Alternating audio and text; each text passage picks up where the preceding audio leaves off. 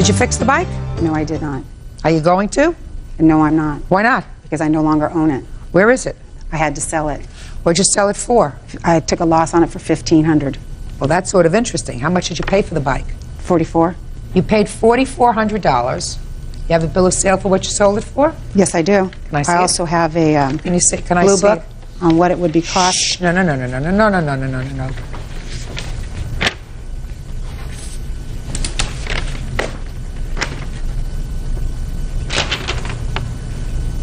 Okay. So according to this bill of sale, you sold it in as-is condition in March. Is that right? And you Yes, sold it ma'am. for $1,500. And at that time, you'd had the bike for about 2 years. Is that right? Approximately. And how much would you say that a bike like this depreciates over the course of a year? You would have to talk to Renee on Step that. up. He knows about the motorcycles. Step up. I want to know how much you paid for the bike. We paid $4,400 for the motorcycle at the time of purchase. We then improved the motorcycle with a $400 exhaust system and a $400 Corbin leather seat. Okay. The blue book value on the bike was $4,000 at the time of the accident. Okay. And we sold it for $1,500, which was exactly minus the cost of the repairs, which was $1,500. So, let's say I take everything that you say as gospel, Thank you. right? Yes, ma'am. That means if I were to make you whole, you got $1,500, she gives you $2,500, you're whole. It's like you never had the accident. Is that right? Yes, ma'am. Okay. So, why are we suing for $3,500? It cost me $150 to have them served because they live in San Diego and we live in Marin. Then you're entitled to that. $150 because she didn't respond to your letter. You're entitled to that. $2,650. Besides that, the court costs were $20 to file, Go ahead. another $20 to have it postponed. My mileage, because I live over Not to 150 postpone. Go miles. ahead. I'm Forget giving it. you why there was $3,500 All sued right. for. Go ahead. Keep going. Keep going. I'm eliminating some as you speak. Okay, my certified mail was $1,573. I also included our time off and our mileage. I had to take 2 days off to go, a day and a half, a day to day and the day to But file. look at how much fun you're having. Oh, yeah. So happy to be here. Ms. Valentin, you're supposed to set a good example. It was your responsibility. You should have responded immediately to the letter. If you had responded immediately to the letter, perhaps you could have resolved this for a lot less.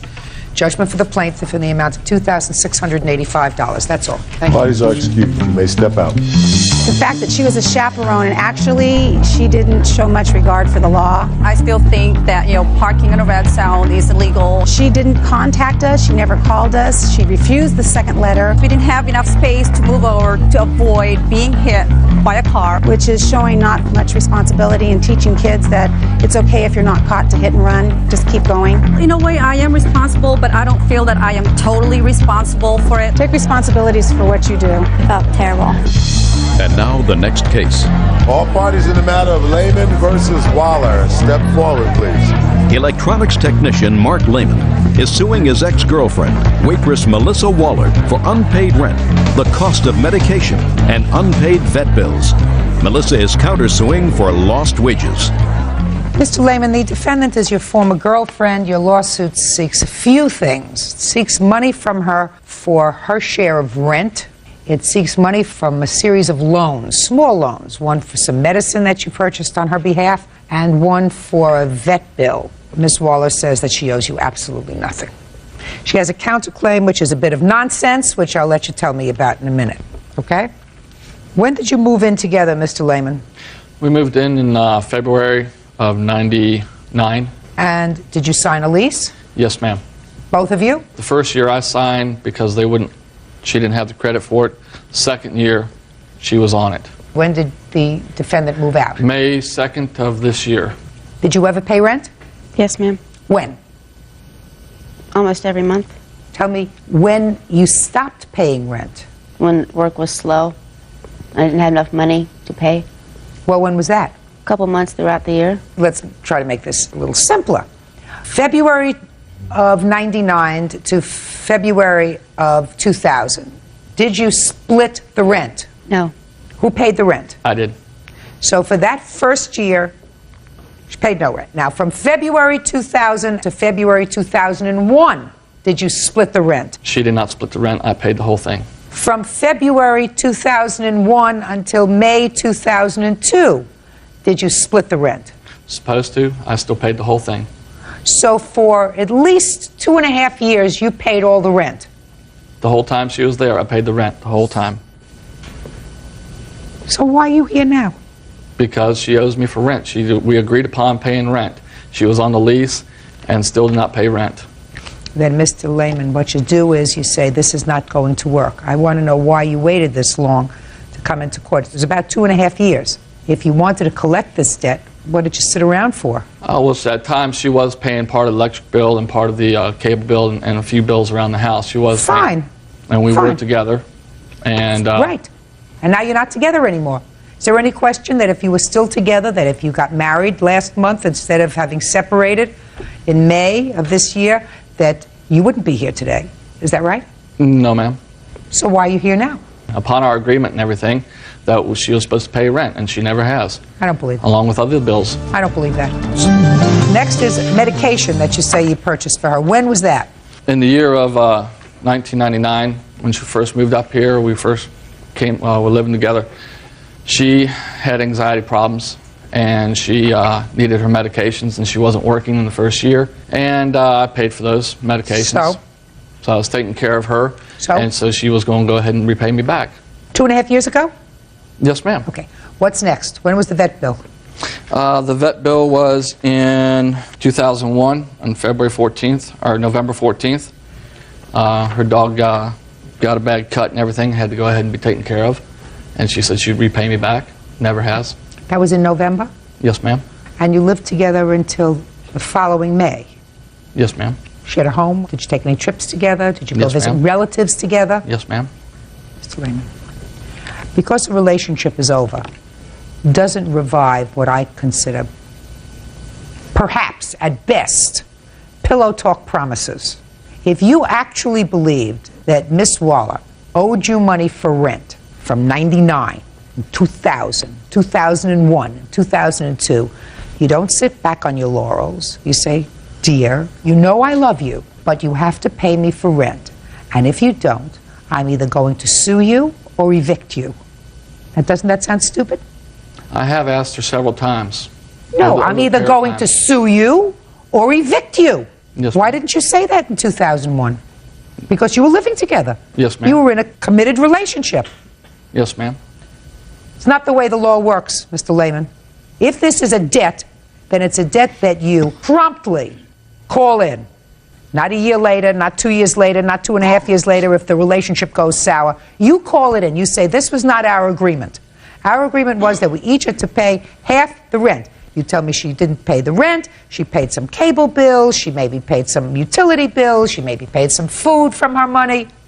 You expect a court to look into your finances over the last 2.5 years to figure out who paid for what? Yes, ma'am. It's not going to happen. You want that? Get married. There is no court for people who are just living together. What you're asking the court to do is to treat the two of you as strangers. We are strangers. We made a contract. The contract is that each of us pay half the rent. We're nothing more than roommates. She pays half, I paid half, she didn't pay her half, now I want my half. That's what you want the court to treat you as. Now, but the truth of the matter is that wasn't the case. You were living together. Living together, sharing a bed, sharing certain expenses. She paid some, you paid the rent. Now it's over, you want me to get involved? Forget it. Now, let's get to your nonsense. You want $100 for what? Lost wages. Come on, give it to me fast, in 10 seconds or less. He would sit over across the street from where I worked and watch into the restaurant while I was there. And? It made me nervous, and to the point where I couldn't work and had to leave. I had to call my husband to come pick me up. I had to take off time to go file for a restraining order, which I have. So you want me to give you $100 because he was sitting in his car, or? He did it all the time. When was the last time you sat outside your place of business? Back in June. A long time ago? Yes, ma'am. Good. And but for the fact that he sued you, you had no intention of suing him. Is that right? Right. Good. Goodbye. Get on with your lives. Parties are excused. You may step out. I'm just... Yeah, this is case number 586 on the calendar in the matter of Perry versus Chambers. Parties have been sworn in, Judge. You may be seated. Gentlemen, lady, have seats, please. Ms. Perry, you had provided child care for Mr. Chambers' children for some time. Your complaint is that he removed his two children from your daycare facility recently without giving you the requisite month's notice. He had only given you 2 weeks' notice because he had paid the beginning of the month and he removed the children in the middle of the month. Mr. Chambers states that he believes that his children received inadequate care. He was quite concerned about an incident that occurred at your daycare facility with one of his children, and because of that, he should not be required to give you the 30 days notice. That's your position, sir, is that right? That is my position, Your Honor. Okay. When did you start to take care of the Chambers children? Initially in January of 2001. And how old were they at that time? They were quite young. The youngest was crawling, and their older was around one-ish. That would be hard. How old were your children in January of 2001, sir? I believe my youngest was just about 6 months, and the older, I believe, Your Honor, was just turned 2. And they were there full-time? That's correct. Now, there was a time when they left your facility for a brief period of time, and then they came back a few months later. When did they terminate your service? December. December what? Of 2002. December what? Well, they had paid through the last day of December. When did they remove the children? What date? Yes, sir. December 19th, I believe, Your Honor. Oh, right, where they did not come back. That is correct. Now, Mr. Chambers, you're going to tell me why you removed the children on the 19th. On that date, I, along with my friend, had gone to pick up my children. It was approximately 4:45. When I arrived, my child, who was 3 at the time, was sitting next to a piano in the living room, crying, and he had... What's his name? His name is Tyler. And he was wearing this shirt, Your Honor, and it was soaked on this sleeve, and he had chewed little holes in here. He was sitting on the floor. I didn't see any adult, so I went over and I addressed him and asked what was going on. At that stage, my 2-year-old ran up and said, Tyler's in trouble. Then the adult supervisor at the time, whose name was Liz, entered the room and said, "Oh, I'm glad you're here. We're very angry at Tyler." I asked her, well, what's going on? She goes, he scratched Mrs. Just a second. Is Liz an employee of yours? Yes, ma'am. Where is she now? Because of the incident, they had a state investigation, and all claims were cleared. And so Where is she now? She's working at the daycare. You did not bring her? No, ma'am. Where were you during this incident? I was present. You were there at 4:45 p.m.? I had left at 3:45. So you weren't there at 4:45? Correct. Her employee's working. She chose not to bring her. I'm going to let you tell me what she told you. Yes, ma'am. And also, she said they were very angry at Tyler. They were very angry at Tyler. He had scratched Miss Jin's piano. She showed me the scratches. There was considerable damage. He is only 3. To me, it was my understanding he had been doing it for some time. Did Tyler cause considerable damage to your piano? No, I did a simple polish on the piano, and they all but disappeared. At the time, it looked like it was scratched? Oh, it had been scratched, but it wasn't considerable. It wasn't anything that I was too concerned about. But he had done something. Okay. Were you present when he scratched the piano? Yes, ma'am. What time did he scratch the piano? It was during nap time, which was 12:30, between 12:30 and 2 o'clock. Well, where were you? During nap time, he lays in the living area, the general area, and I am in the kitchen area, which overlooks the general area. You did not see him marking up the piano? No, I did not. When did you discover that he had marked up the piano? When I was cleaning up after nap time. What time, 2 o'clock? Yes, it was between 2 and 2:30, and had found the scratches and said, "Tyler, did you do this? What happened?" And he showed me he had brought in a piece of clay from outside. We'd had a windstorm and a pot broke. Brought it in and had started writing his T's and his letters on the piano. Judge Judy continues in a moment. This is not a business for you, madam. I've been in the business for 13 years. Well, I want to tell you something. I don't know where, but I wouldn't leave my child with you. They're very well watched over. In fact, what I'm telling you is, it's outrageous. And later today, I finally got the chow off, and I went back to get the Rottweiler off. That's when I got bit in the thumb. I picked my dog up, and he was full of holes. Child care provider Jennifer Peary says former client Mitchell Chambers owes for breaking their contract. Mitchell claims Jennifer gave his son a 3-hour timeout. So from 2:30 to 4:45, he was in timeout? No, ma'am, no. He was in a 15-minute timeout. Yeah. Well, why was he still sitting in a corner at 4:45 crying? That is not the case. Well, you weren't there from 3:45 until at least 4:45, is that right? I did ask Okay. Now, what did her employee Liz tell you? I asked her, well, when did this happen? And she stated between 12:30 and 1. The children were down for naps, and she heard Miss Jen scream and was upset about the piano, and then she said that they found some pottery in the room. They asked Tyler, and Tyler said he had scratched the piano. And this is the shirt that he was wearing, and his diaper was also wet. I have reason to believe I can't understand that he wasn't there for 3 hours. Right. Your Honor, he regularly chewed on his clothing. He was a very nervous child, and he regularly chewed holes in his clothing and had quite a bit of saliva and drool, so that was very normal for him to chew on his clothing. And when I left at 3:45, I told my employee, go make dinner, get, the evening ready. He was done with his timeout. It had been done and over with. Who was your employee? Liz. How many children do you have? There were probably approximately 11. 11 children, and how many employees? One? It is myself. You weren't there at Right, 3:45? I have 3 employees. How many were there that day? 2. At that time, it was 1. And you told the one employee that was there to go inside in the kitchen and get ready for dinner? At the time, that's what you just she told is me. not I mean, is that what you just told me? You told me you left, you had one other employee, you had 11 children, including at least 2 toddlers, one 2 years old and one 3 years old. Right. One that had already brought a sharp enough object into the house so that they could damage a piece of wood. That piece of sharp object that he brought in from the house could just as easily have hurt him as hurt your piano.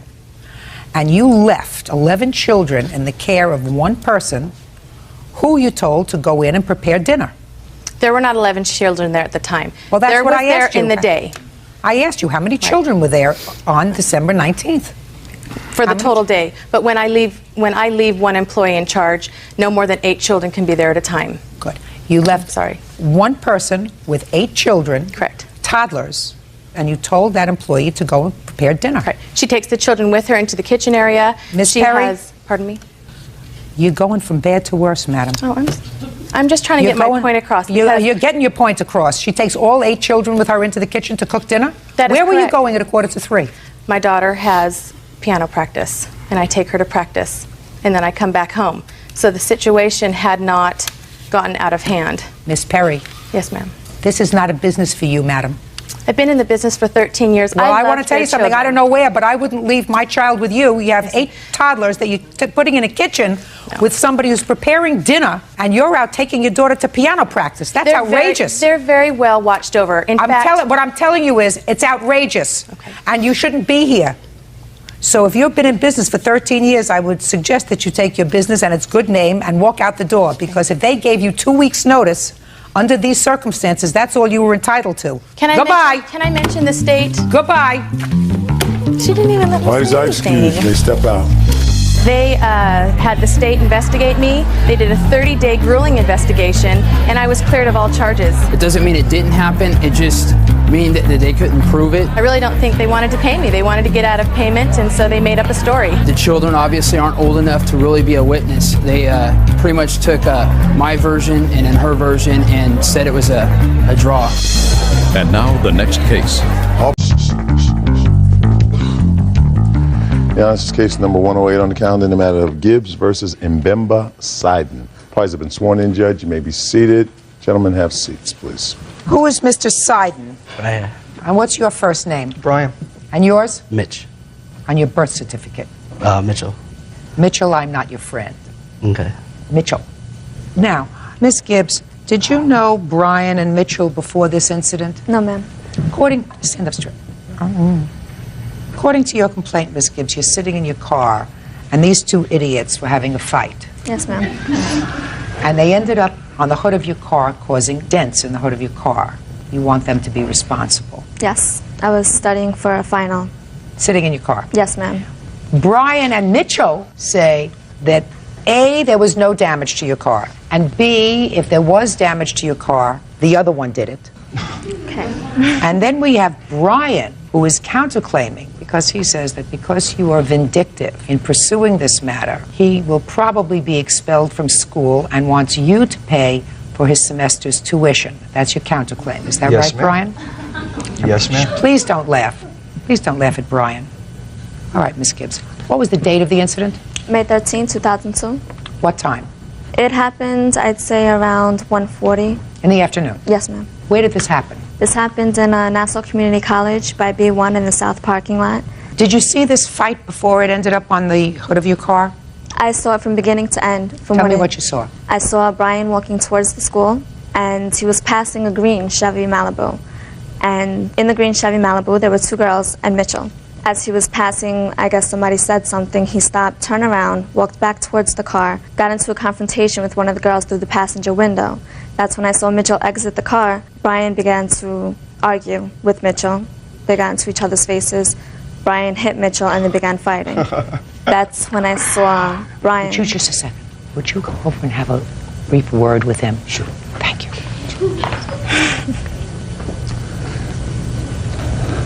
What I need for you to do is I need for you to respect this court. So if you would stand up straight. Yes, sir. And try to restrict your laughter. Yes, sir. My man. We're sorry to disturb you. You have your train of thought? Yes. Brian hit Mitchell. Brian hit Mitchell. They continued fighting.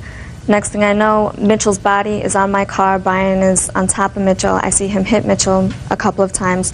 Then Brian completely flees the scene. At that point... Took off? Yes. When he took off, I got out of my car, confronted Mitchell, told him, look at the damage that you've done to my car. I want this taken care of. That's when I got the phone number of one of the girls that was in the car with him in the green Malibu. So I can get in touch with him to get the money for my car. Have pictures of your car?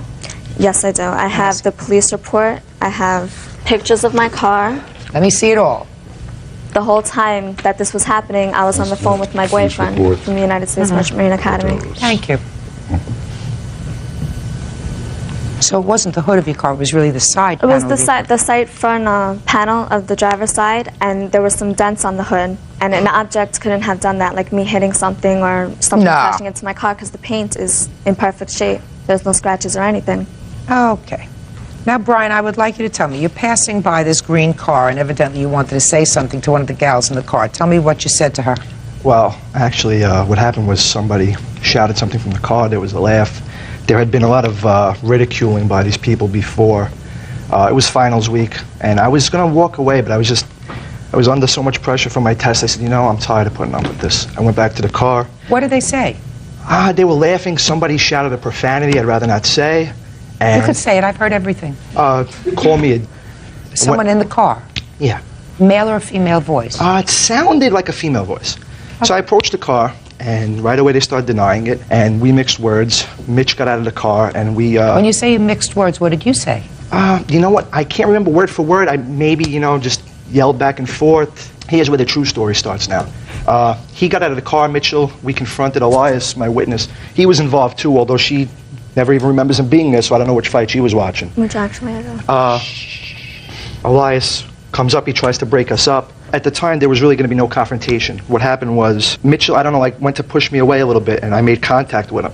At that time, he turned around, he went to his car, he grabbed what was an ice cleaner, you know, one of those brush stick ice cleaners, and he came at me to hit me. Elias tried to grab him to stop him. I tried to grab the stick. That's when we got into a scuffle, which lasted about 20 seconds, maybe 25 seconds. I never threw the first punch. I never ever put Mitch on top of the car. And after the thing, I did not flee the scene right away. We walked away, we calmed down. I left the school so there would be no further problems. I never even seen her there. I never saw a car get hit by anybody. I wasn't on a car. I surely didn't put him on a car. I didn't punch him first. Now we'll hear from you.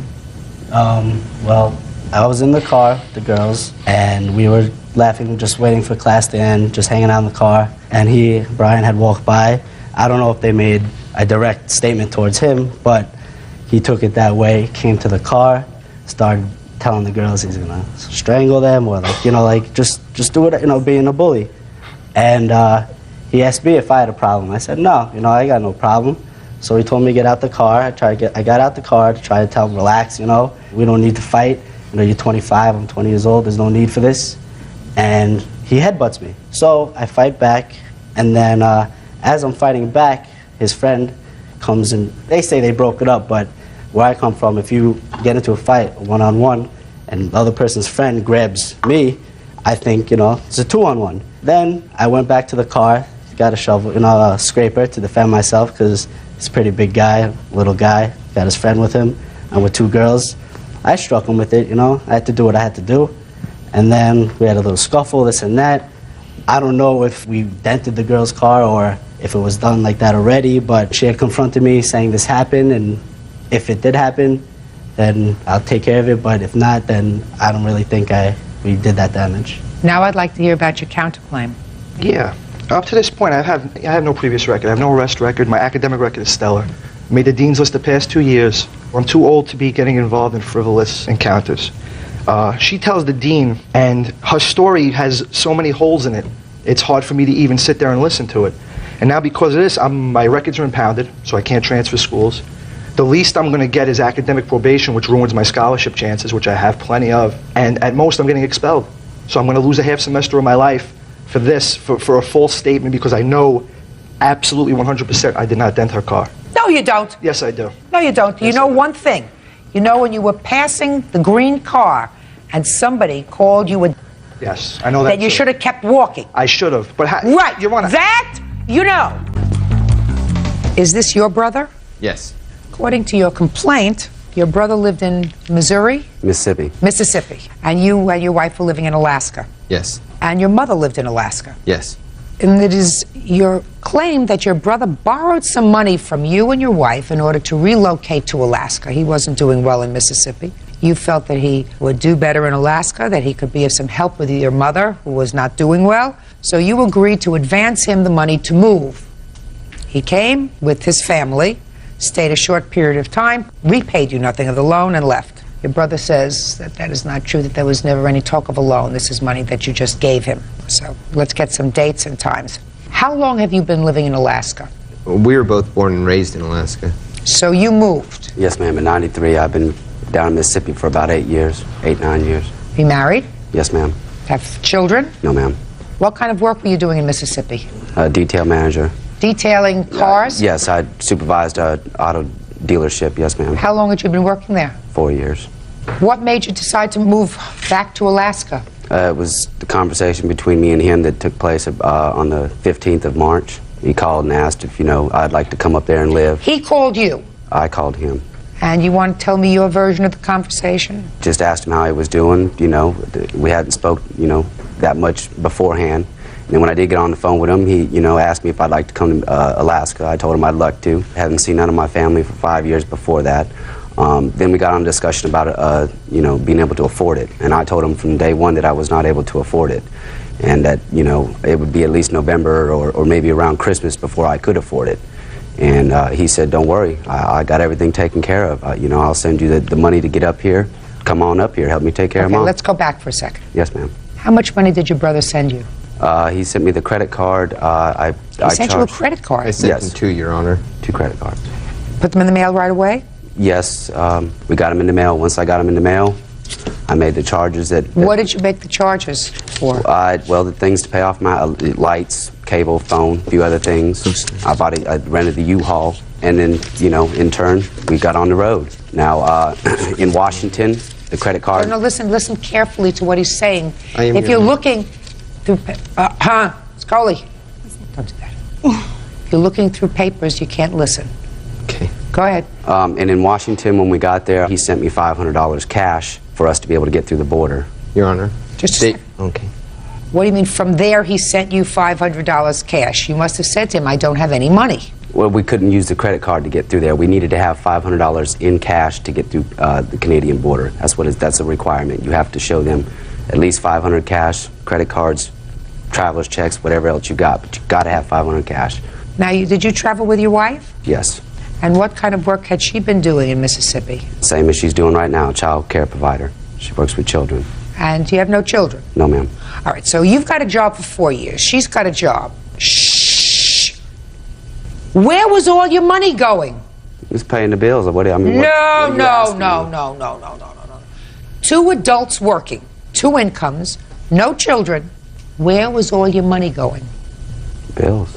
What kind of bills? A $300 car note, a $300 a month insurance, you know, rent, stuff like that. I mean, you know, it's not that we didn't have the money, it was still, I didn't have the money at that time when we was discussing to leave to be able to just up and go. Okay. So you get to Alaska, he wired you cash because you couldn't get over the border without the cash. You'd used his credit cards, and you got to Alaska, and what happened? Well, we get there, and the first thing that happens is his wife doesn't clash with mine. Mine doesn't clash with her. They didn't, You mean they clash? They don't clash. They clash. Right. They don't get along. Right. That continued on for a little while after that, and then shortly it caused problems between me and him. It got to the point to where we would just come in and go straight to the bedroom. We wouldn't come out. We just, you know, had our TV, everything in there. We might see them to eat dinner or in the morning time. Okay. That was it. So the girls didn't get along. So what happened? Well, after that, next thing I know, he's, you know, I want my money back that, you know, that I loaned you, this, that, and the other, which it was never a loan. He never said before I left, Billy, you know, you're going to pay me this back or whatever.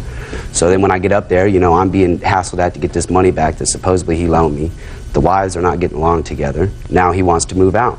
And then he told me in the middle of October of 2001 that him and Heidi were going to move, and that we would be, you know, stuck in the apartment. If we wanted to keep it, cool. If we didn't, oh well. Two of you decided to stay in the apartment. How long did you stay there, just the two of you? 3 months after they left. And what about work? Well, we had jobs at least about 2 months after we got there, both of us. So for the 2 months before you got a job, your brother was supporting you? Yes, ma'am. For the entire time? Yes, he was ma'am. providing for the rent and the food and everything? But he knew that before we left, ma'am. What did he know? Well, he knew that we would be in a situation that we just got it up there. Of course, we'd have to get a job. And doesn't take 2 months to get a job. Exactly. Just a minute, it doesn't take 2 months to get a job. I got the first available job that I could, ma'am.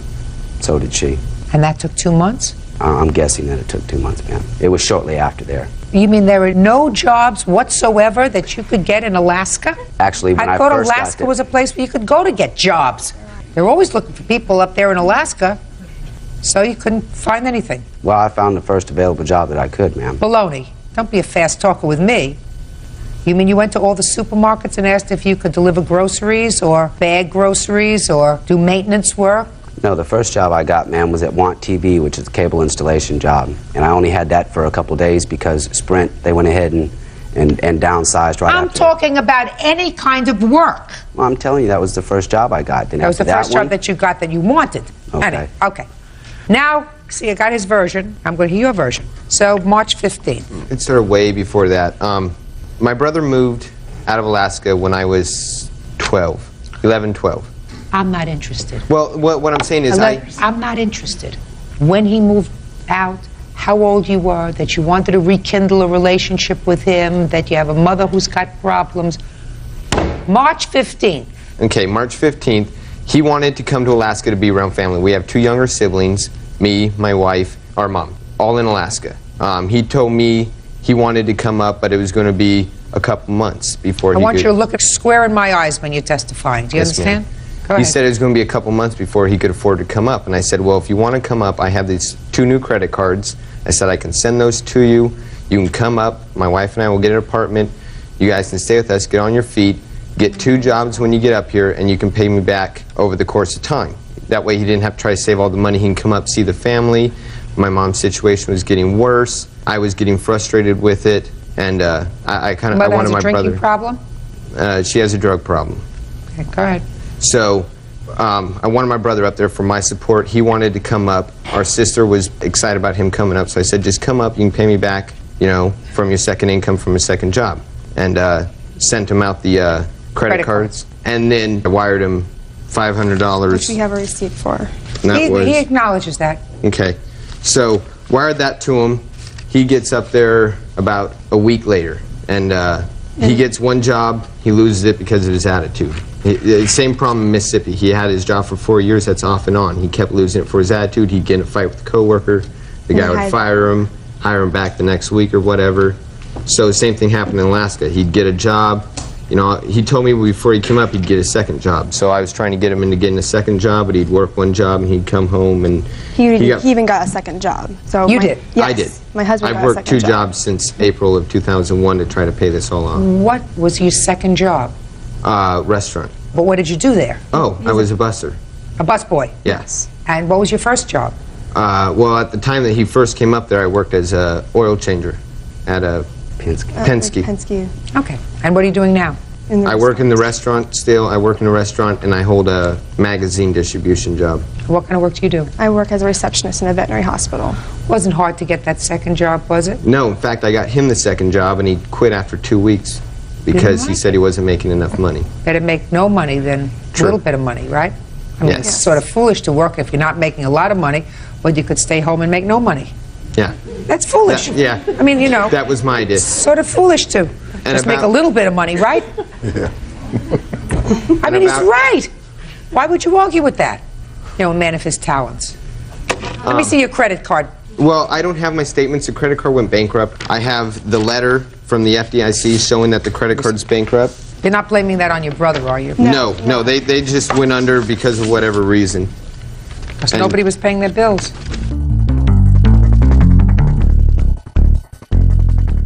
Okay. 1850 is what I have. If there is no dispute that it was 1850. I don't dispute the charges that were put on there, ma'am. I just dispute that it was not a loan. Okay, so now I have to make a decision. So my decision is very, very easy. I wish they were all this easy. Common sense suggests that your brother said to you, listen, if you want to come up right away, I can help you out. I'll send you the credit cards that I have. They have zero balances on them. Not to worry, when you come up here, it'll be easy for you to get a job. It'll be easy for your fiancé to get a job. You'll get a second job if you can, and you can help pay off these bills. You don't have to do it right away, and you don't have to wait until December when they're all paid off. Just come on up. And you said okay. But you didn't want to take just any job. You wanted it to be just the right job, just the right kind of boss who understood you. That's ridiculous. Then you don't borrow money from people. So, you back in Mississippi now? Yes, ma'am. Very good. You still in Alaska?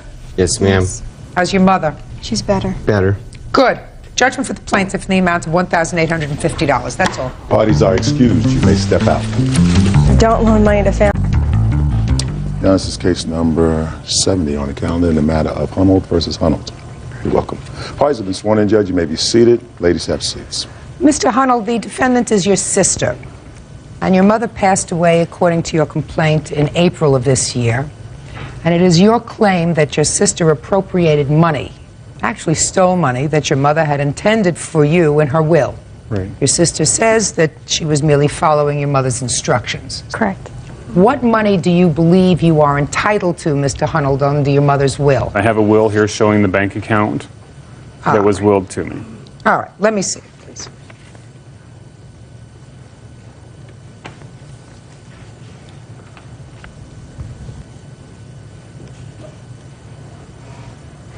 And what you're talking about, Dwayne will receive the amounts which are in my savings accounts located at Laurelhurst Federal Saving, Union in Portland, and Security State Bank in Montana. Polson, Montana. So those three accounts, whatever the savings were in those three accounts, right, your mother had bequeathed to you. Correct. You acknowledge that? Those two, yes. Which two? The Laurelhurst Federal Credit Union and then the Ronan or the Polson State Bank. So there were only two accounts? Yes. Is that right? Correct. The one that he's suing me for is not part of those two. Is that right? In a way it is, and I have some paperwork here to show Okay, that. just one second. Was there any money, sir, when your mother passed away in the Laurel Federal Credit? Yes, there was. How much money? There was $2,008. And what about the union? That one I understand there's $700 in there, but I have to contact an attorney about that and get proper papers to receive it. This other account is in what bank? It's in the Internet Bank. It's a PayPal account. And that's the account that's contested? Yes. Correct. You believe, sir, that the money in that account should be yours? Right. That money was spent by your sister. Is that right, Ms. Hunold? That money was spent by you, you claim, at the direction of your mother? It is to be, yes. Yes. To pay for your grandmother's funeral and Yes. certain other expenses? Correct. How much money is or was in that account? $2,300 and some change. It's $2,382. Okay. I have the paperwork here if you want to. Yeah, could I see the paperwork?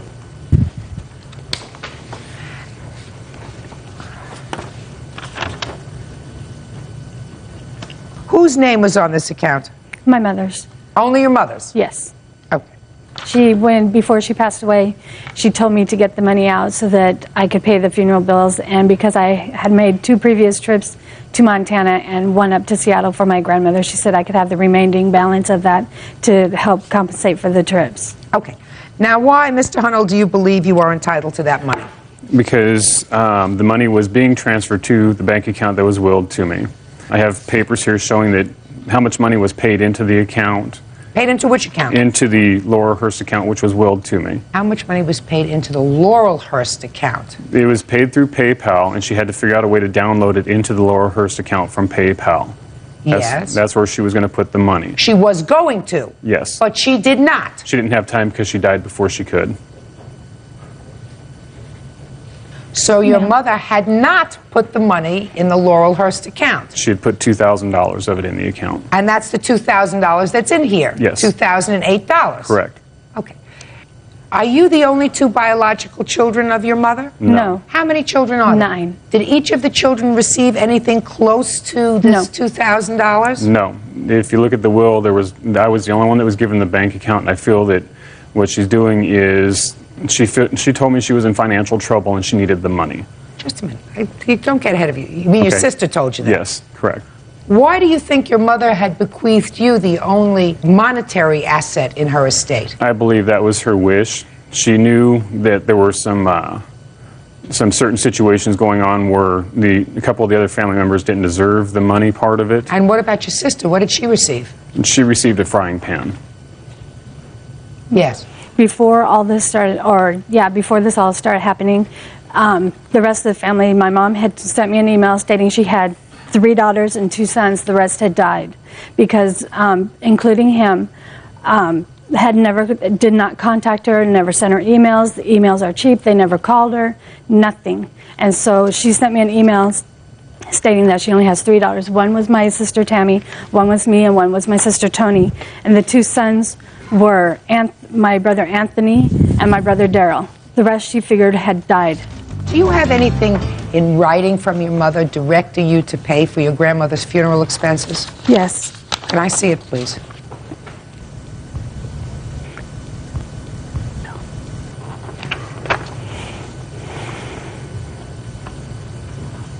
What is this piece of paper? How did you receive it? That's her email to me. Maybe. I'm not sure. Not only that, but ma'am, Your Honor, she also made me power of attorney so that I could get the money out and pay the bill that she had. Did you, in fact, pay for your grandmother's funeral? Not yet. I have not. They are suing me also because I have saved the money until this goes to court. How much is the funeral bill? $1,792. And it is your intention from the $2,382 that is left in that account to pay for $1,700 and some odd dollars for your grandmother's funeral? Yes. Mr. Hunnell, your problem is, sir, your mother was very clear in her will that you were to be the beneficiary on 2 bank accounts, on 2 savings accounts. Right. So I want you to follow this. Let us say there was $10 in each of those accounts at the time of your mother's death. That would be what you were entitled to, sir. Right. What your mother did with her money prior to her death, especially since she signed a power of attorney for your sister. That power of attorney was not supposed to be signed. They would not even notarize it the first day that it was given to my mother. No, but... Just a second. When we got there... But it is notarized now, sir. It is, but if you look at that power of attorney and you look at my medical power of attorney, the signatures are not the same. My mother was so sedated, she didn't know what she was signing or what she was doing. This power of attorney was dated April the 9th. Right. Your mother died April 12th, according to your papers. Correct. Is that right? Correct. Now, if you believed that on the 9th of April, when this power of attorney was signed, that your mother was incompetent to execute a power of attorney, you should have taken your little legs and gone to this surrogate's court or the probate court and moved to stop any creation of a power of attorney, or at least intervened. At that time, I wasn't thinking about things like that. I was thinking about my mother. That was what was important to me. That's fine, sir. Then that's what you were doing at that time. But then you cannot come into a court later and say, I do not believe that my mother was competent at the time to execute the power of attorney, giving my sister the right to use that money for anything else, including herself. Can't do that. The will is clear. I will not go behind the will. Your mother made certain, I mean, you say your mother left your sister in the will a frying pan, correct? Yes. And she was caught trying to close bank accounts that were jointly held with my mom and her husband. Well, that's a possibility. I have papers here showing that my sister forwarded that money to me because she knew that's where it was supposed to go. So? And then I have papers showing that she took it back from me before I returned home. So? I don't believe that she deserves the money. As far as I know, Grandma's funeral was paid for. Grandma died a month before my mother did. Well, show me proof that the funeral is paid for. I don't have proof of my grandmother's funeral. I have proof that we went down the next day after my mother died and paid for her funeral in full. Paid for your mother's? Yes. Out of what money? Money that was found in the home when she died. That's what I would like to comment about. Step up. Who are you?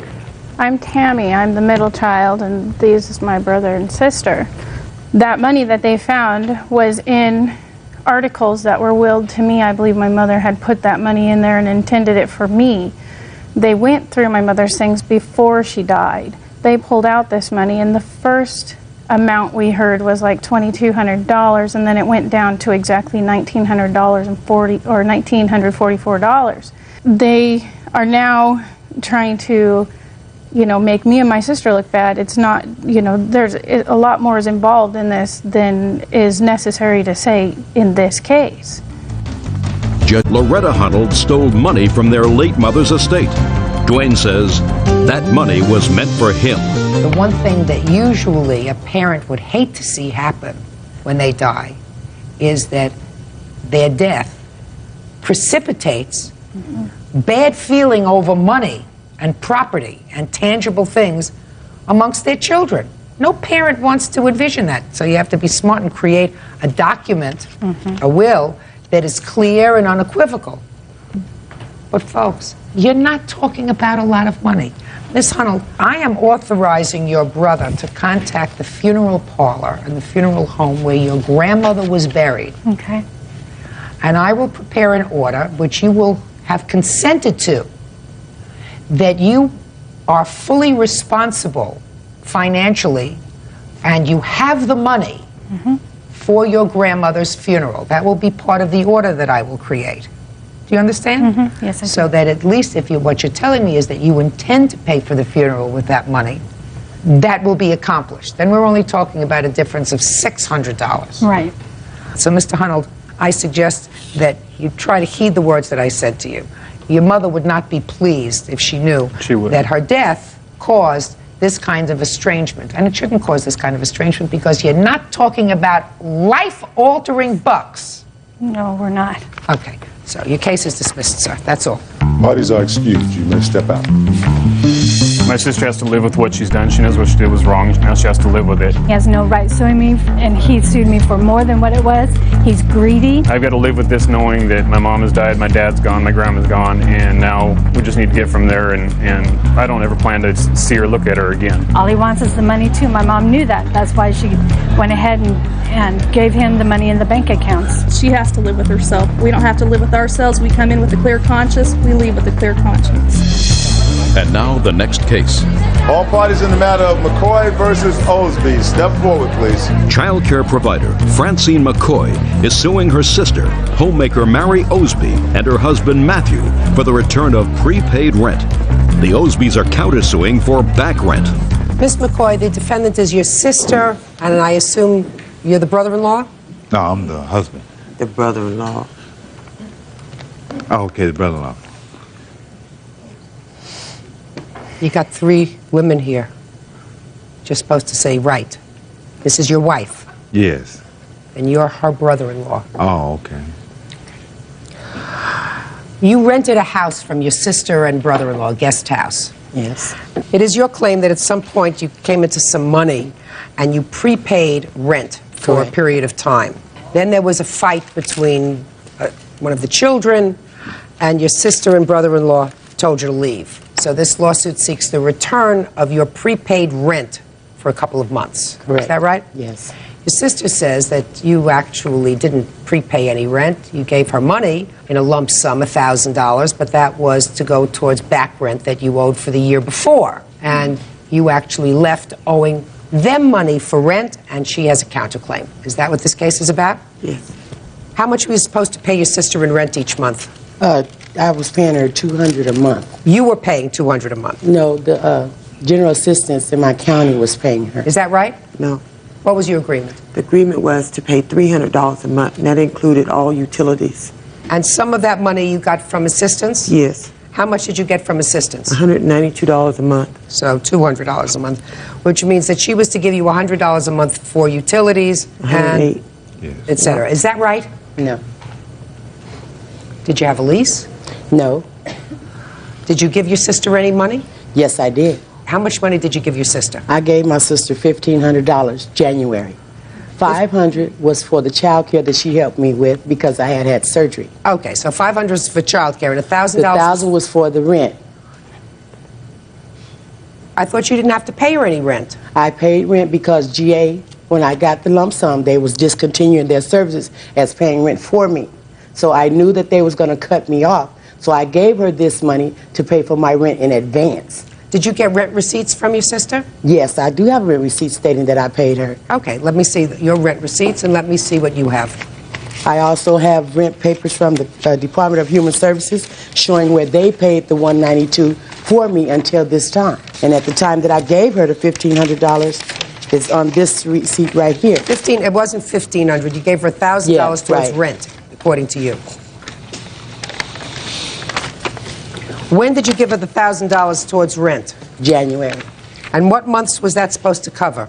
From March all the way until June. Had you paid her in January and February? The assistant program that was handling my rent paid for January and February. Is that right? No. I have for January and February, they gave me $192 a month from general assistance, and that's it. And then when Francine gave me the money, it was she should have a note there from me, I believe dated in March, saying that she gave me $1,000 and was for back rent. To whom it may concern, Francine McCoy gave me $1,500 that was due for helping me do some child care and back rent that was due. Yeah, but I never owed her back rent. The GA But that's what this that. says. I know, that's what she wrote that out herself. I didn't sign my name to that note.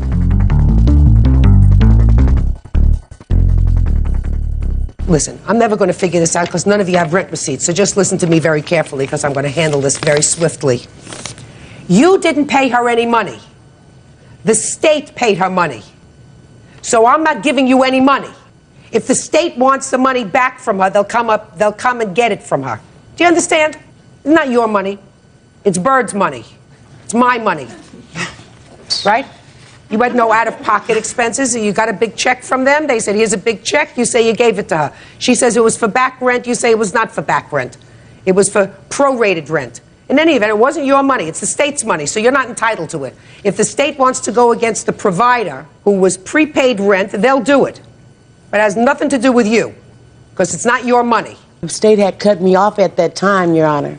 The state paid it. You said you did not pay her. She got $192 from the state. Okay, yeah, but when I got the job, it's when I got the money to pay her. That money came from the job that I did for my daughter for child care. That's how she got the $1,000. That money, the $1,000 that she got didn't come from no state. That came from me. Oh, I worked for that. Good. Now we have this question. So, if she's getting money from the state, and you say you had no agreement with her for rent other than that, what were you giving her $1,000 for? Because they cut it off. The state cut it off. So I have to have a place to stay. I haven't been working. And when I did the child care, they paid me $3,000. That's how she ended up with $1,000 for rent, because they stopped paying my rent. So I had to pay my own rent. That's how she got the $1,000. No. If you don't have rent receipts, do you have rent receipts? No. Nobody has rent receipts. I can't help either. I can't help you. And I can't help you, Miss Osby, either. Can't help you. You say she owes you for back rent? Yeah, because the $1,000 would have been, that would have, well, it don't matter. It doesn't matter because if you have a landlord and tenant relationship, which you have, what you do is you get rent receipts every month. Then you have a receipt and you have a receipt. You can't expect to come to a court with this convoluted arrangement that you have and expect me to figure it out. Do you understand? I do. Good. Goodbye. Parties are excused. You may step out. She is not right, and she don't do nothing but use and abuse people. Keep away from Order. All rise.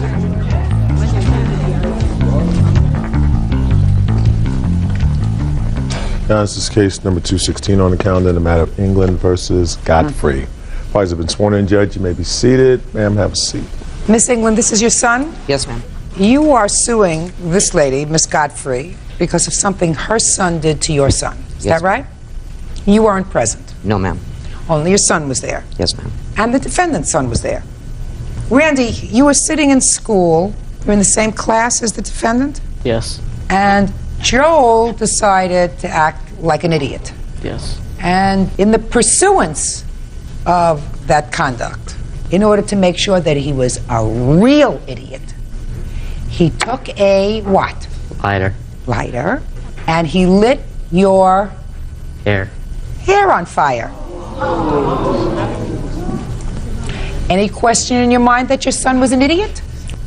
No. A real idiot, right? I would say he had an error in judgment, yes. He was an idiot. Yes, ma'am. Fortunately, you were not injured. Yes. Is that right? Now, where did he light it? Show me.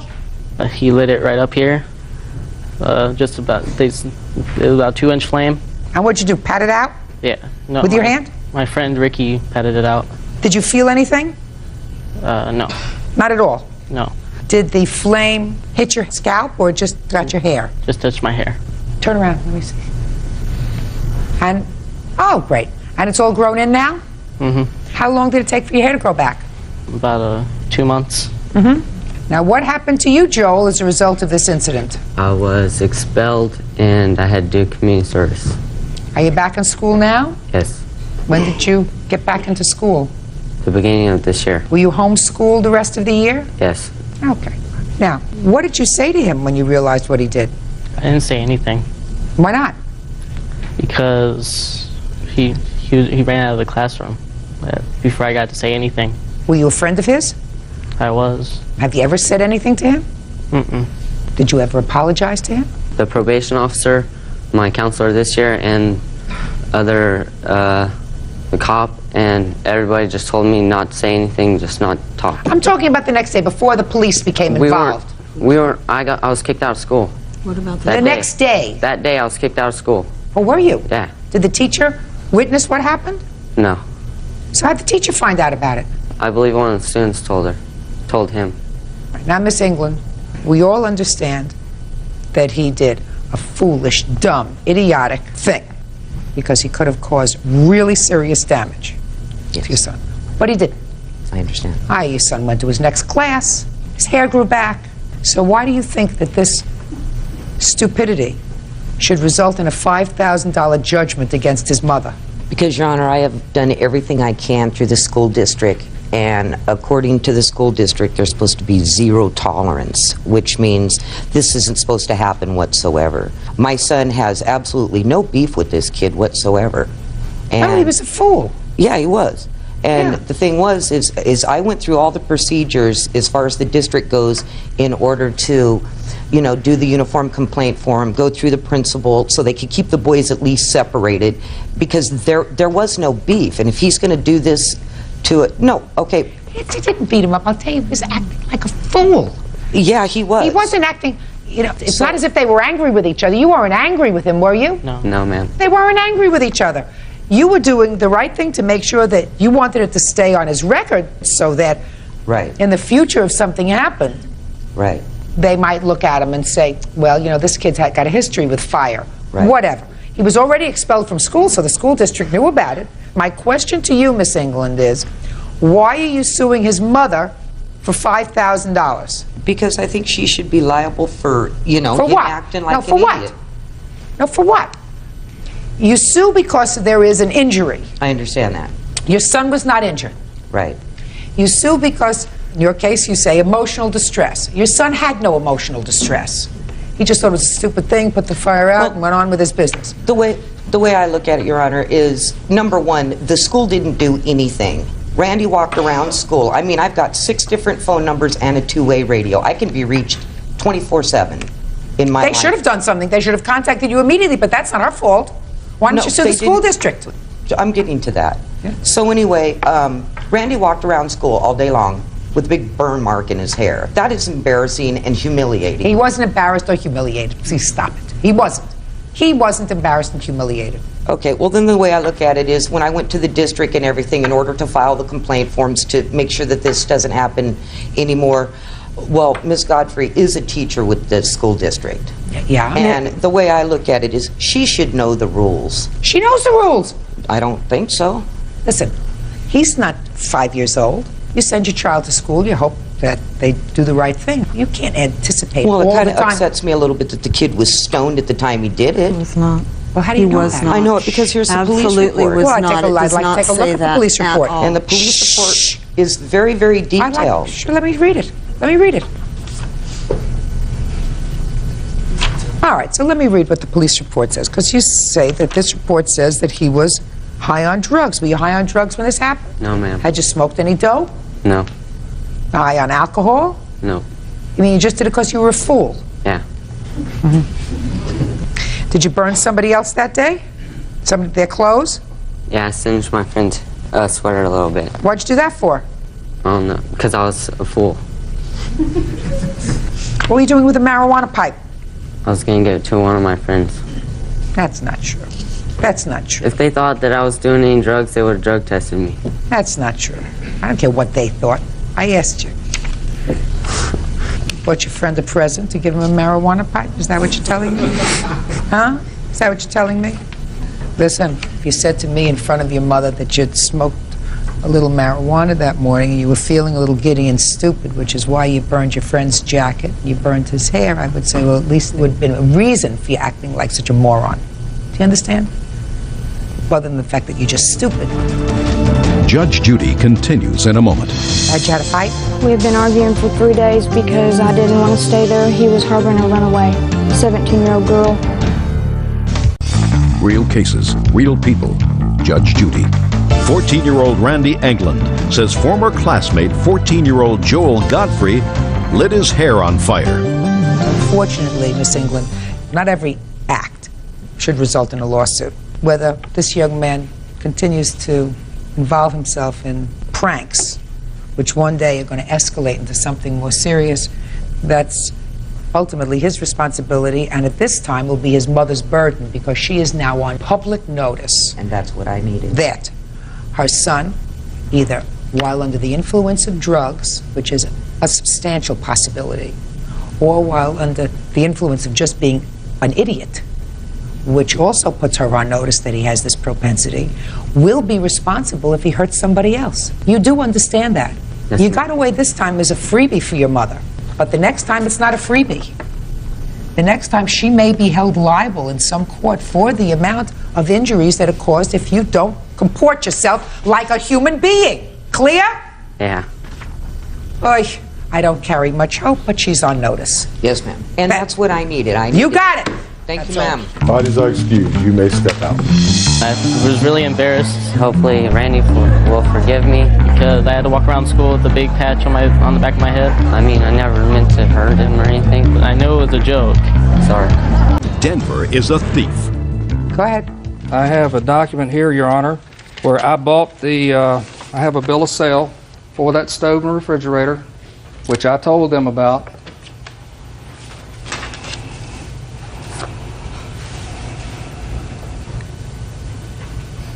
You're Frank. Yes, ma'am. You sold him the stove and the refrigerator. Mm-hmm. Why? Needed to pay some bills from Christmas. Who bought the stove and refrigerator? I did. Were you married at the time? Bought it just before we got married. Is that right? Yes, ma'am. Well, then he has the right to sell it, because he bought it. He didn't steal anything. When did you take out the stove and refrigerator? I believe it was around the 9th or the 10th of February, and the reason why... February? I mean, excuse me, November. I'm sorry. Okay. They were supposed to have left the premises by the 7th of November because they had a lease to another place. So I got them to sign this agreement that they would fix things in the house.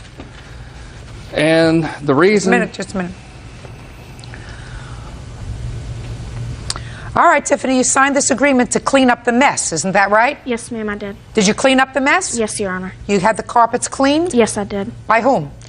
We rented a steam cleaner and stayed at the house after we had moved out, and we cleaned the carpets for hours. Good. Did it all come out nice and clean? No, ma'am, it didn't. Well, then you're responsible. You made the mess. You agreed to take care of it. Yeah, but I'm not the only one who had lived there. We had other roommates for a year who, when they left, didn't have to clean anything, and I didn't cause that whole mess by myself. And well, I don't then feel... what you should have done was gotten some sort of security money from your other roommates. Why should he suffer for that? You agreed to take care of it, right? Yes, ma'am, I did. And you didn't. I mean, your sister made up all kinds of baloney stories about Mr. Owens, about stealing your stove, stealing your refrigerator, right? Well, that's a lot of baloney. It's not baloney. Of course it's baloney, madam. Because when I asked Tiffany why she moved, she said she would move because the place had bad karma. And when I read your answer, which I assume you wrote, said he would come inside and snoop, and he stole things. He did, and he Your stole Honor. things. He Well, did. listen to me. Tiffany, if somebody is invading your privacy, stealing your property, the landlord of your premises, the first thing that you tell the court or somebody who asks is, I had to move because I was afraid of this person. They would come into my house unannounced. They snooped around. They stole things out of my house, and I had to move. I asked you why you moved, and you told me you moved because the place had bad karma and you wanted to move in with your new boyfriend in a new apartment. Your sister was getting married. She moved in with her new husband. And then all of a sudden we have these defenses of a thief and a snoop. Do you understand? Yes, ma'am. That's why the thief and the snoop story doesn't fly with me, because it's not the first thing that you said. The first thing that you said was, he took my husband's side, he liked him, he was his friend, I felt bad karma there and I had to leave. I used the word karma, you didn't. Bad feelings. I had to get on with my life, was I think the way you phrased it, right? Yes, ma'am. Did you pay November's rent? No, ma'am, I didn't. And there's no excuse for you not paying November's rent. There is an excuse, Your Honor. Let's hear it. Him and I had a verbal agreement after he came in and took my stove and refrigerator. I was left with no stove and refrigerator for over a week. I had no way to cook and no way to do things. I called him on the phone and I was very upset. And he told me, look, I didn't mean to upset you. He said, I thought that when you moved you were going to take it, because I didn't even know that he had sold it, the stove and refrigerator. I was still on the... You mean you didn't know that your husband had sold it to him. Nobody told me that it was sold. So him and I had the agreement that when I moved, he told me that how much he gave him for the stove, and he said, you'll be getting the equal amount, because I only owed 1 week's rent, which would have been like $250, $300, and he told me just to go. You didn't pay November's rent. November 1st came and went and you didn't pay the rent. Do you understand? Yes, ma'am, I do. November 2nd came and went and you didn't pay the rent. Well, then why November did he give me a security deposit back, Your November Honor? 5th came and went and you didn't pay the rent. Why would he give me money back if I owe him money? Would you like to look at this? Absolutely.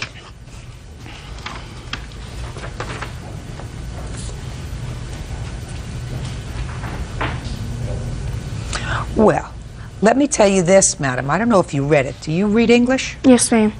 This is dated October 23rd, and you asked, I assume, Mr. Owens to sign this for you, even though you were breaking a lease, for your new landlord, right? Yes, ma'am. And it says that you moved in, you were moving out November 7th. Yes, ma'am. That you had paid your rent on time up until that point, which was true because that's October 23rd, 2002. You were paid in October, right? Yes, ma'am. All right. It says, do you owe any money? It says yes. Utilities. It says, any problems? They have to repair the storm door, the bedroom door, and clean the carpet, right? It doesn't say anything about rent. What do you mean it doesn't say anything about rent? It doesn't say that I owe him rent. Madam, it was filled out October 23rd. At that time, you didn't owe him rent. You didn't owe him rent till November 1st. Right, I understand. Do you understand? Yeah, Are you I getting understand it? that rent was Are you coming getting due. it? Yes. Okay. So when he filled this out, you didn't owe him rent. What you owed him for were utilities, You wouldn't know that, he said, until you moved out because they were in his name. And you have to have the door repaired and clean the carpeting. He signed it, and you signed it, which means you acknowledge owing him utilities, and you acknowledge that you agreed to have all of this done in the house. So thank you very much for giving this to me. I appreciate it. She says she cleaned the carpet. Did you change the carpet? No, ma'am, Your Honor, when they came to clean the carpet, I was there. I was there fixing up the rest of the house that they had torn up. I spent $15,000 in that house to turn it into a house so they could live in it, including remodeling the kitchen, remodeling the living room, the bedrooms, and they completely trashed it. They came in with a rental cleaner. They didn't even pick up the trash out of the floor. They didn't vacuum. They came in with a thing, and she said she spent hours there. They spent 30 minutes. Right. She's a fibber. Yes. Yeah.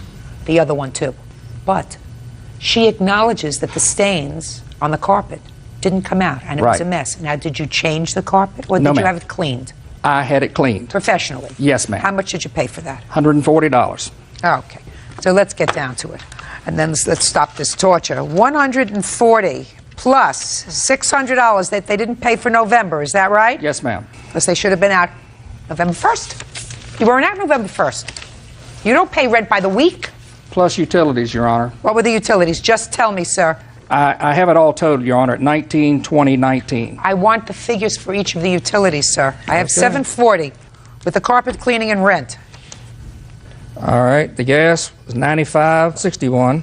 You have the bills to support those things? Yes, sir? ma'am. Good. So give me the figures. Let's go. Okay. The water was $264.39. $264 for how many months? That was from 21 August to 18 November. Go ahead. The power bill was $231.99. From what months? And that was from 25 September until 26 November. Well, just a minute, but they weren't there on the 26th. They were using the house, not to live in, but they were still using the house when they moved out of there to come and do their laundry. And until what time did they have? Until I changed the locks. What date? It was November the 28th. I changed the locks on the doors because they never cleaned the place. They left clothes there. They left. Okay. Go ahead. Okay. HRSD. What's that? That's sewage, and that is from 21 August until 22 October. Your Honor, I wasn't even on the lease in August. 5132, Your Honor. I didn't sign a lease until September. Were you living there? Yes, I was. But I lived there with other people. I don't care. $1,383.31. And I also have the repair bills, Your Honor, for the damage they did to the property. Okay, go ahead. Okay, to repair the Jacob's door and install a doorknob is $40.81. And the storm door, Storm door was $118.56 for the door, and I charged them $88 to pull down the old one and reinstall the new one. What do you mean you charged? What does that mean? You did it yourself? Yes, ma'am. Forget it. My labor's not worth anything? $1,535.68. Is your labor worth anything? Yes, ma'am. Yeah, that's what you're a landlord for, sir. Mr. Owens, I have sympathy for your position. Don't test my patience, sir. Do you understand? I understand. Good. Okay. That's what you said the problems were. You signed it. She signed it. Right? Yes, ma'am. And you signed this and you acknowledged that these were the problems and this is what you owed him as of the 23rd of October, 2002, in order to get your new apartment. Is that right? Yes, ma'am. Good. Perfect. Makes my life so much easier. Judgment for the plaintiff in the amount of $1,535.68. Goodbye. Parties are excused. You may step out. I felt like it was. And now the next case. All parties in the matter of Combs versus Hood. Step forward, please. Angela Combs is suing her ex-boyfriend, construction worker Marvin Hood, for the return of her belongings. Marvin is countersuing for an unpaid loan for bail. Marvin has a separate lawsuit against Angela's ex-husband, loader operator Warren Combs, for damages resulting from a false arrest. Miss Combs, the defendant is your former boyfriend. Yes, ma'am. According to you, you were living with him on and off for a couple of years, and you were divorced from your husband. Yes. In any event, there came a time, according to you, that he had you thrown out of his house and kept some of your stuff and then disposed of it. Yes. Loaded it on a truck and threw it in the dumpster. You want the value of that property. Yes, ma'am. The defendant says that he kept your stuff where you stored it most of the time on his front lawn for about 6 months.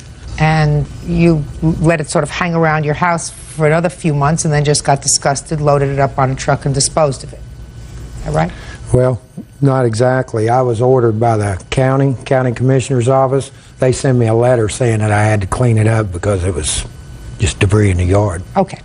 And then you are counterclaiming for some bail that you posted for the plaintiff well over a year ago when the two of you were arrested in an incident involving the ex-husband. Right. So that's what this case is about. Okay. When did he put you out of the house? I left the day after Christmas, December 26th of last year. Had you had a fight? We had been arguing for 3 days because I didn't want to stay there. He was harboring a runaway 17-year-old girl. I told him I didn't approve of it. I have 2 children of my own that would come visit me, and I didn't want to be in any trouble because of that. Christmas Day, I went to visit my mother. I explained to her what was going on, and she told me the best thing for me to do would be to leave. So the day after Christmas, he called her, she came and got me, and I left. Now, when you left, you had some property there. Yes. What property do you claim he still has of yours? I have a list here of everything that was in the house that belonged to me. Let me see it.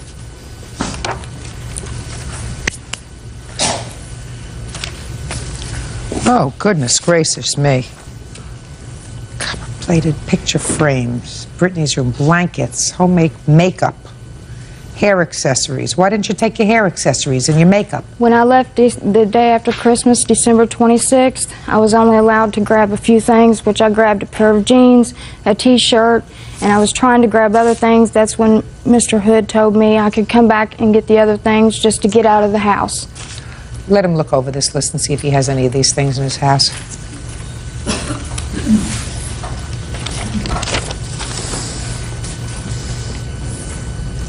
I've got 2 items that I know for a fact that I have, Your Honor. A microwave oven and a television. Okay. Are those her items? Yes, they are. Okay. Where are the rest of these things? Well, there's a lot of them. I'm not for sure what. They're still in the storage building where I told her that she could put them. So there are still some things there? Yes, ma'am. So when can she come by to get those things? Come by any time. Now, what happened with the other things?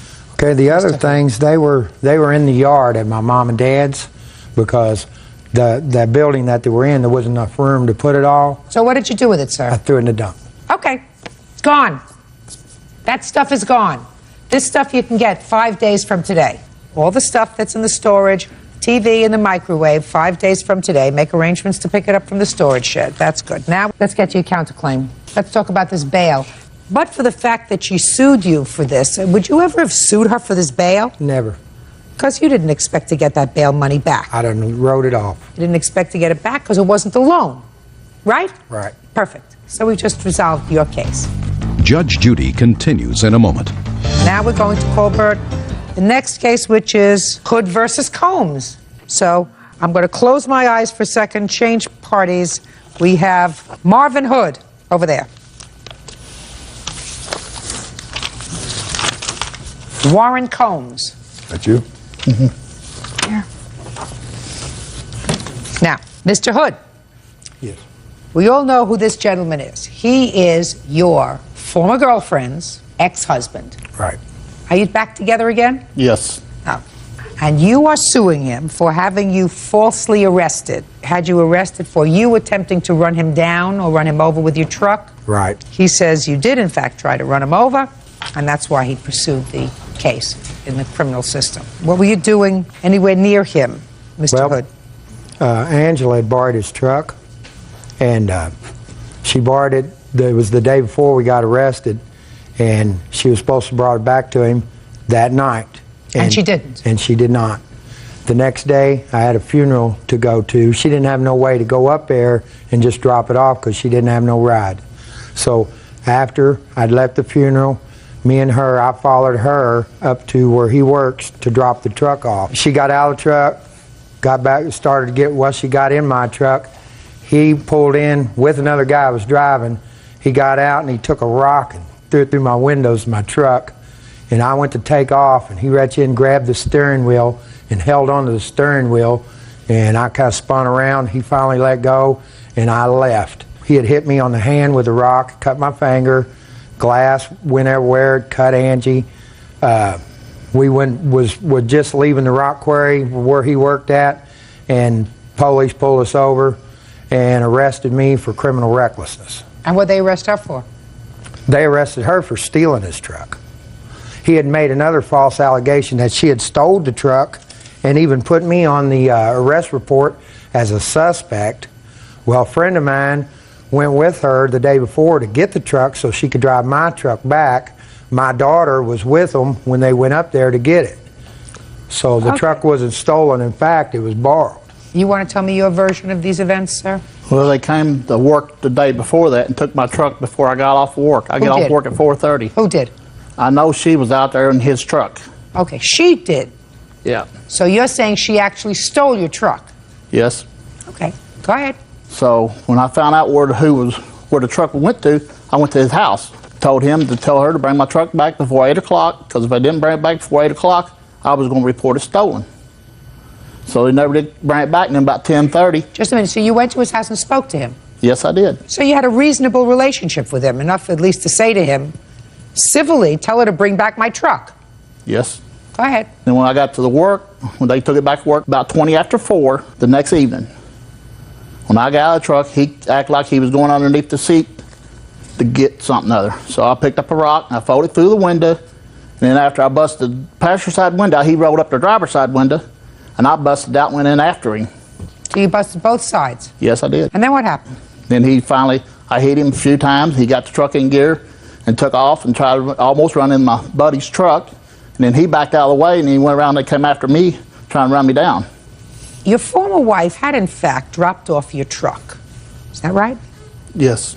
So you had your truck back, right? Yes.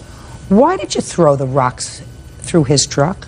Because he was reaching down underneath the seat, and I thought he was going to go for a gun or something. Nah. Okay. Nah, I don't believe that at all. Whatever. Whatever. Whatever is right. You were just angry. You had no right to do that. You vandalized his property. He was returning your property. You wanted to take this up civilly. You could have taken it up civilly if she had, in fact, taken your property. What are you taking out on him for? He just gave her a ride. Well, I think you did the wrong thing. I really do. I think Mr. Hood has a right to be angry.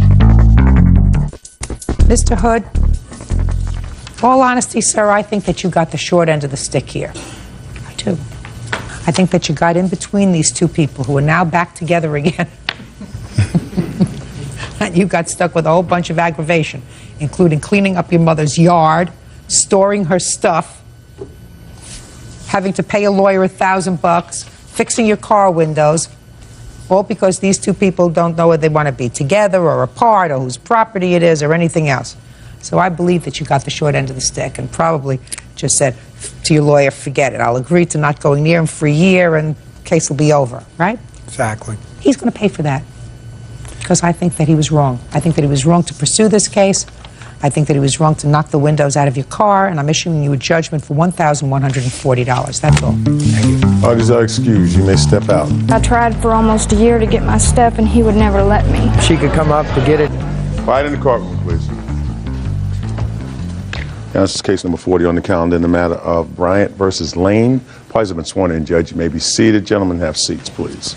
Mr. Bryant, the defendant was your girlfriend. Yes. What I gather from your complaint is you had some surgery, and for some reason, which you will explain to me, you moved in with the defendant so that she could help you in your recuperation process. And she did. She helped nurse you and take care of you. Then, after a period of time, there was falling out. You left or put out, and she retained some of your property. So you're here for the return of your property or the value of the property. The defendant says she does have some odds and ends of yours, including some jewelry. No jewelry? Yes. Yeah, jewelry according to you. And she's keeping those things. She said the jewelry was gift. And as far as the property is concerned, you actually owe her money for rent and the nursing care that she gave you while she was taking care of you, and she is counterclaiming. Is that what this case is about? Yes. Okay. How long have you known her?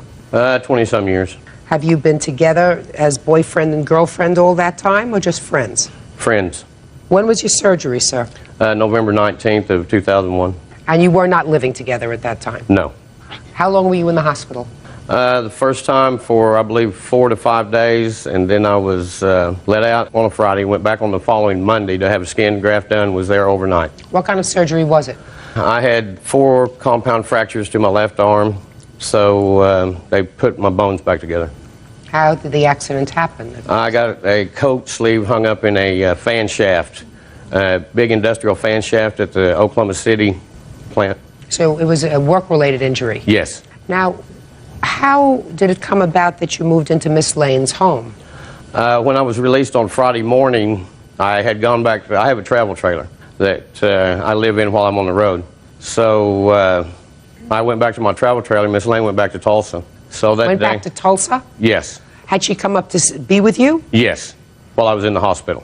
Okay, you called her and told her you had the accident. I did not call her, but I requested someone to call her to let her know that something happened, yes. And she immediately came to your side. Yes. Go ahead. So anyway, I was released on the Friday, and she returned to Tulsa, and I stayed there, then spoke with my sister-in-law, who's a RN, and she thought that I might need some attention because my arm, I couldn't get around very well. So suggested that I come back to Tulsa and let her and maybe someone else watch after me. So that's when I went to my brother's house. And then got to brother's house and left there. I think it was the next day, Saturday, and then went over to visit Teresa, and then she returned back to Oklahoma City with me on Monday for my skin graft, which was an overnight ordeal. And then? And then after the skin graft, I could have stayed in Oklahoma City, but instead I hooked up my trailer to move it back to Tulsa. And at that time, Miss Lane suggested that I just stay with her for a little care. Instead of staying by myself in the travel trailer, I could stay at her house. And that's what you decided to do? Yes. So you moved your things into her house? Yes. You didn't move furniture in there? No, it was odds and ends, ammunition reloader, rod and reels, bedding. You thought you were going to go fishing with a bad arm? No, but it was stuff that I valued. I had brought them out of New York, and they were some nice rod and reels, just stuff to put in the garage in the shed of her home, so it wouldn't be in my trailer. And did she help you when you were there? At times, yes. She was quite an assistance, yes. When did you move in? Well, it would have been like November the 26th, 27th, somewhere in there. And how long did you stay?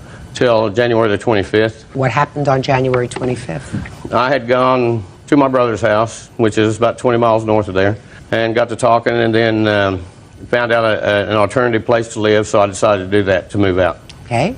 So why didn't you take your stuff? I went back to like 2 days later to get it, and she refused to let me have it. Well, when you went to your brother's house, were you on good terms with Miss Lane? Yes. And you just stayed away for 2 days? Yes. Did you call her during that 2-day period? We spoke on the phone, yes. How often? Maybe twice. Well, what did you tell her? Just that I was tired of being there, that it wasn't going to work out, so I decided it's time for me to get out. And when you came back for your things, what happened? We were back in the hall, back in the bathroom area. I was loading up my personal goods out of the bathroom, and then she said something to the extent of, what do you want me to do, pull my gun out and kill myself? And I said, well, there's no reason to start talking about weapons. So I said, it's time for me to get out of here. And when I went to walk back to the living room down the hallway, she started throwing shampoo bottles and yelling and threatening and things like that. So You left? You're right. You have a list of the things that you left? Yes, ma'am, I do. I'd like to take a look at it.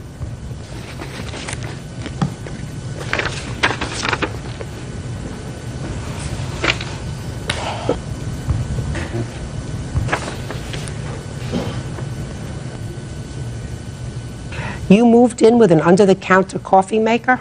Oh, I just took that over there. I asked her if she would like to have that instead of the coffee maker she had, and she said yes. Then that's not something that you No, I don't expected need back. that. No, no. All right. Let's just go through this list a little bit, sir. A lot of this stuff is nonsense.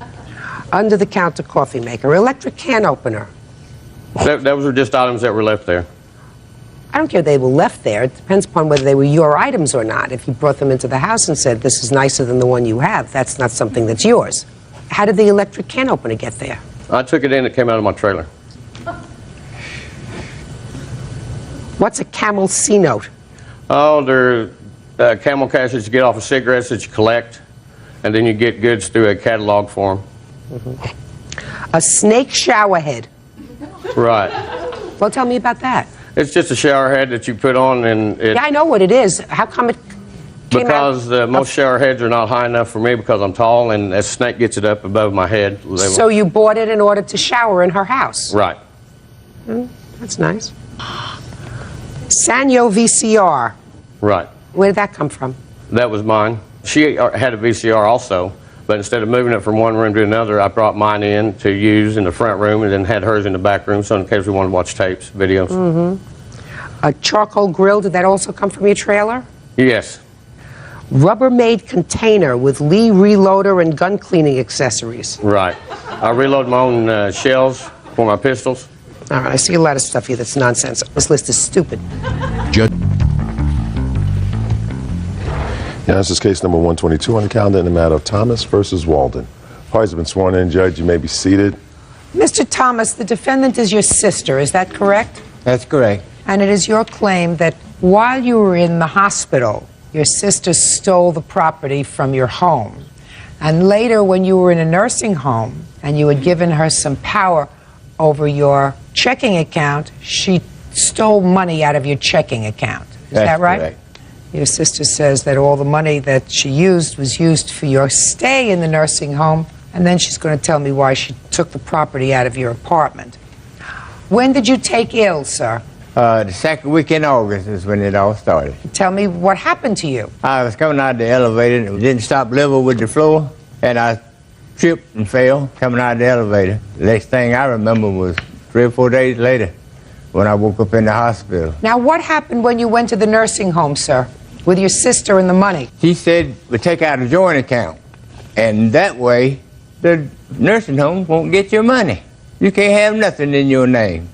I took $2,100 out of my checking account, my personal checking account. Who paid the nursing home? My sister paid $1,200.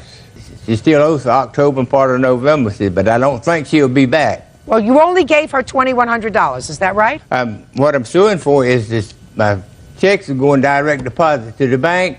I got out, there was nothing left. What checks were going into your account? My Social Security check, $546. Anything else? My VA check, $761. And how many months do you claim your sister took those checks? 2 months. 2 months. $2,600. And there came a time when you left the nursing home, Mr. Thomas? They moved me to a Pine Castle retirement home. Yes? I got there, I didn't have no money to pay no money there either. So? So they let me go. And where did you go? On the street. Had you ever been on the street before, Mr. Thomas? No, ma'am. Is the first time you had been homeless? Yes, ma'am.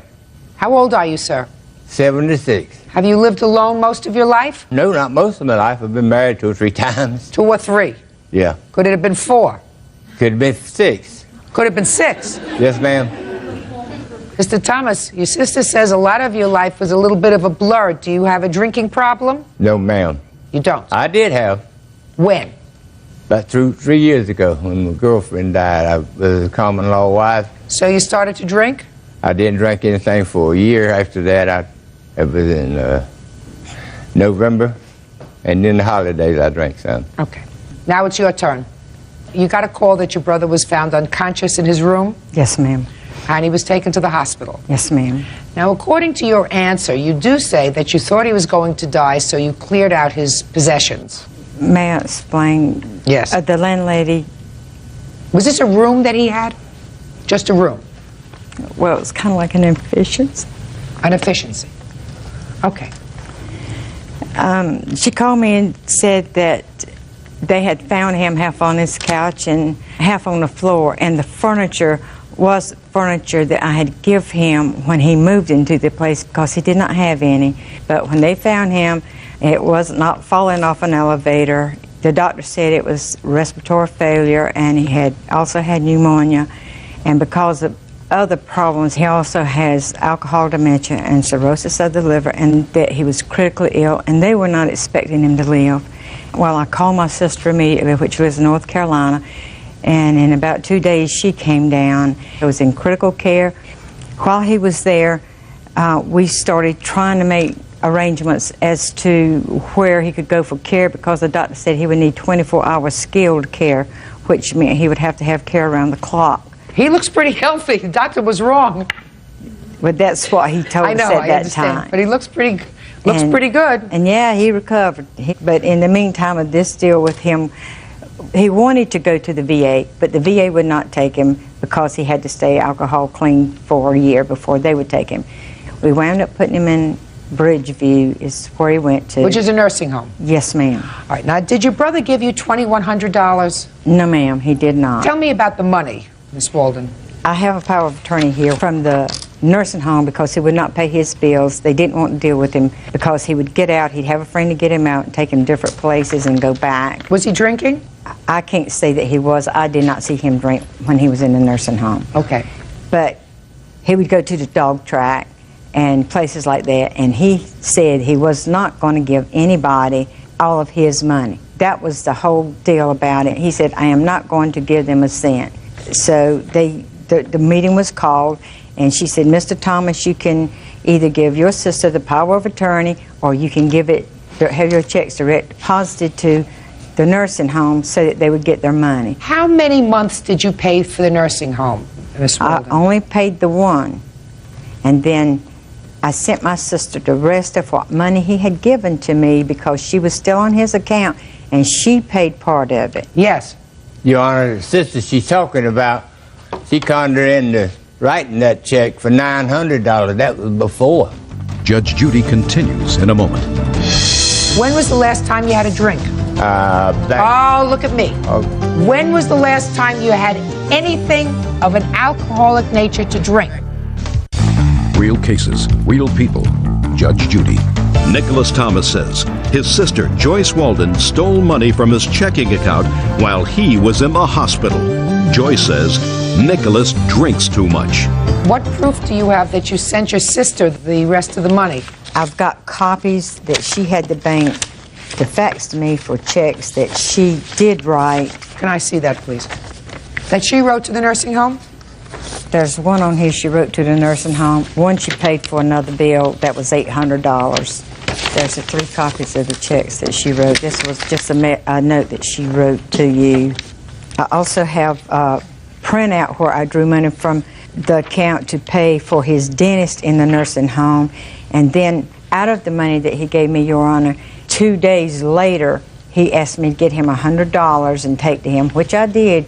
I never wrote one check off of his, nor off of his savings. What happened when your brother left the nursing home and he says he was on the street for a while? They told me that they transferred him over to, may I ask her, she knows the name of the nursing home. Sure. Pine Castle. How are you related to these people? Just, I've known her for 20 years. And it was her husband that kept his men off the job to move that furniture out also. Okay, the furniture, by the way, was given to you as a gift. Is that right, sir? By your sister? She gave me a couch. Okay. Go ahead. When he went to that nursing home, it must have been 2 days because I got a call from the emergency room, and she told me that my brother was there and was wanting me to come and pick him up. And I said, well, what's he doing out there? I thought he was in a nursing home. She said, well, he had called 911 and had an ambulance to bring him out and was saying that he had respiratory failure again, but was refusing treatment. And because you remember any of this, sir? Yes, ma'am. The nurse told me, he said he didn't need treatment because he said that he wanted to go out there because he was wanting to get out of the nursing home. He was working undercover for the FBI. I said, well, if he's working undercover for the FBI, he might better get somebody else to take him, because at this time he'd already took a restraining order out on me, and I couldn't go around him. Why did you take out a restraining order against your sister? After I got out, I took the restraining order. Why? She said I didn't give her no money. Here's the money I gave her. Part of $2,100. She got it messed up. That's what I told her when she come to the nursing home. I said, you screwed up everything. And she said, if you say that one more time, I'm going to slap you. I said, well, you have screwed up everything. And she started beating on me, and I was laying in the bed with a tooth aching. And before the dentist, I never seen no dentist. Just a minute. So you're telling me your sister beat you while you were lying in the bed? Yes, ma'am. That's why I got out the restraining order when I got out. Yes. Your Honor, I went to the nursing home because when I went in to transfer the money, when I transferred the $751, he had already closed the account. It made him mad. That's why I went up to the nursing home, and that's what led into this. And when I walked up there, because I had told him, we had a discussion, and I said, Nick, if you bother that money that's in there so that I cannot pay your bill, if you mess with that money, I'm through with it. I'm not going to try to do it anymore. I did not walk over and start hitting him. I sat down on the bed that was across from his bed. I said, Nick, you went and did that, moved that money, you did exactly what I asked you not to do. I said, and I'm not putting up with it. And he gets this little grin on his face like, well, you know, I've pulled one over on you. I have the police report right here, which has the nurses, the head nurse was standing there when this confrontation took place. I never hit him, Your Honor. I did not. Honor, and that's a lie. There's no head nurse there. A nurse come in, nurse's aide come back She was there the after unit she left manager. and gone and stopped my hand from bleeding. What was trying to Mr. protect Thomas, I myself. don't have to read it. Mr. Thomas, I want to ask you a question. Did you ever tell anyone at a medical facility that you worked for the FBI? No, ma'am. Have you ever been psychiatrically hospitalized? No, ma'am. Do you have cirrhosis of the liver? Yes, ma'am. And what about alcohol dementia? Were you ever diagnosed with alcohol dementia? No. Mr. Thomas, the defendant says that whatever money she had of yours, she used to pay your nursing home bill, as well as a small dental bill, and the rest of the money she sent over to your sister, and your sister paid another bill for insurance. Have you spoken to her I about talked your to her on money? the phone one time. He sent me $100, and I said, put the rest of it on my insurance. But she wanted to get in on the pie. So your other sister was getting some of your money? They done that while I was in the hospital. Mr. Thomas, sounds to me as if your sisters and your family tried for a long time to take care of you. They did try to put me away. No, they did try to take care of you. You were living in an efficiency room. They furnished it for you. Your sister went and made whatever arrangements were necessary in the nursing home. Your other sister had an account with you because you weren't really able to take care of all your own business. Mr. Thomas, are you able to take care of your own business now? I certainly am. When was the last time you had a drink? Back. Oh, look at me. Okay. When was the last time you had anything of an alcoholic nature to drink? Back in August of last year. I'm under heavy medication and I can't drink if I want. So up until August of last year when you took ill and fell unconscious, you were drinking? No, ma'am. I fell on the elevator. He was I said up until August of last year you were drinking, right? No, ma'am. You just told me the last drink you had was August of last year. I thought you meant when I was drinking when in the elevator. No. Okay. Mr. Thomas, you doing all right now? Yes? Good. Case dismissed. Ma'am? That's it. Parties are excused. You may step out. I just think that I don't feel like he's capable of taking care of himself, and I'd like to see him get some help. She let me down when I needed help. The judge could see that the truth, and it always prevails. Don't sign a damn thing. Trust in the Lord. He's the one that pulled me through this. Just won't get